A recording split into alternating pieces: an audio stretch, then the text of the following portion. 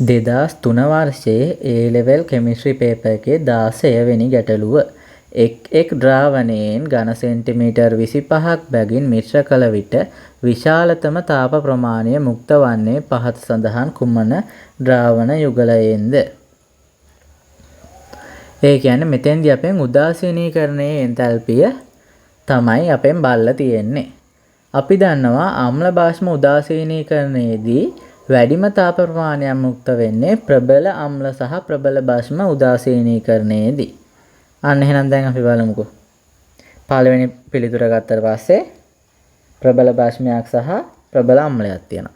දෙවෙනි පිළිතුර ගත්තට පස්සේ ප්‍රබල භාෂ්මයක් තියෙනවා. නමුත් තියෙන්නේ දුබල අම්ලයක්. එහෙනම් අපිට දෙවෙනි පිළිතුර ඉවත් කරගන්න පුළුවන්. ඊළඟට තුන්වෙනි පිළිතුර ගත්තට පස්සේ ප්‍රබල භාෂ්මයක් තියෙනවා. ප්‍රබල අම්ලයක් තියෙනවා. හතරවෙනි පිළිතුර ගත්තට පස්සේ දුබල භාෂ්මයක් සහ ප්‍රබල අම්ලයක් තියෙනවා. පස්වෙනි පිළිතුර ගත්තට පස්සේ ප්‍රබල භාෂ්මයක් සහ දුබල අම්ලයක් තියෙනවා. එහෙනම් අපිට දෙවෙනි පිළිතුර ඉවත් කරගන්න පුළුවන්, හතරවෙනි පිළිතුර ඉවත් කරගන්න පුළුවන්, පස්වෙනි පිළිතුර ඉවත් කරගන්න පුළුවන්. දැන් අපිට 1 සහ 3 පිළිතුරු ඉතුරු වුණා. මෙතනින් දැන් අපි කොහොමද නිවැරදි පිළිතුර මොකක්ද කියලා තෝරගන්නේ? මේ පිළිතුරු දෙක ගත්තට පස්සේ පළවෙනි පිළිතුරේ දීලා තියෙන ප්‍රබල අම්ලය සහ ප්‍රබල භාෂ්මය උදාසීනීකරණයේදී ජල අණු පිට වෙනවා. ඒ ජල අණු වලින් ජල අණු නිෂ්පාදනයේදී තාපයක් පිට වෙනවා. නමුත් තුන්වෙනි පිළිතුර ගත්තට පස්සේ මෙතෙන්දී ජල අණු නිපදවීමේදී පිට වෙන තාපයට අමතරව මෙතනදී අවක්ෂේපයකුත් සෑදෙනවා. මෙන්න මේ අවක්ෂේපය සෑදීම නිසා තාප ප්‍රමාණයක් පිට වෙනවා.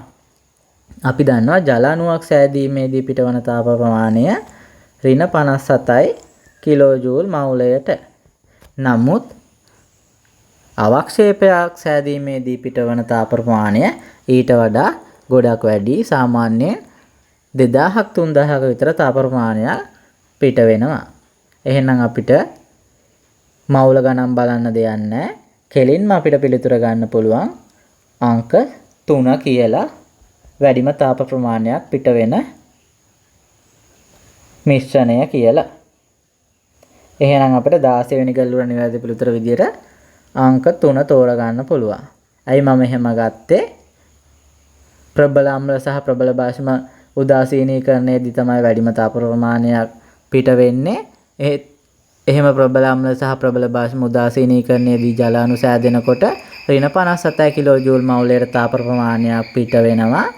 ඒ වගේම තුන්වෙනි පිළිතුර ගත්තට පස්සේ මෙහෙම ප්‍රබල අම්ල සහ ප්‍රබල භාෂ්ම සෑදීමේදී H2O හැදිලා පිටවන තාප ප්‍රමාණයට අමතරව අවක්ෂේප සෑදීම නිසා තාප ප්‍රමාණයක් පිට වෙනවා.